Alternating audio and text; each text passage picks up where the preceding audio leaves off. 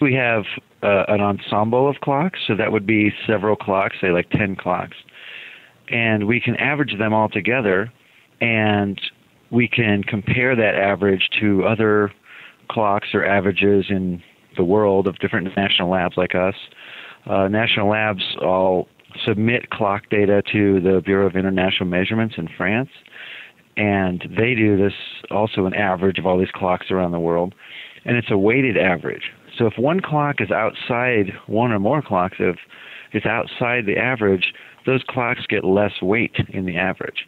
So they don't try to pull the average away from all the other clocks. And so if a clock is like broken or so far out, it just has zero weight in the average. But because it's being averaged and compared to all those other clocks, you know how good or not good that clock is.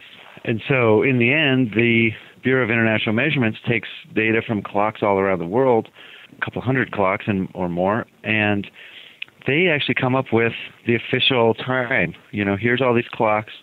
We've been comparing them for weeks, and every 5 days they come out with the official time average. It's coordinated universal time.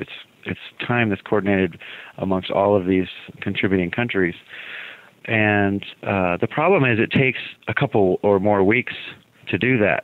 So even though they come out with a number every 5 days, that number is very late. It's several weeks late. So they basically say, here's how close you were to what time it was 3 or 4 weeks ago.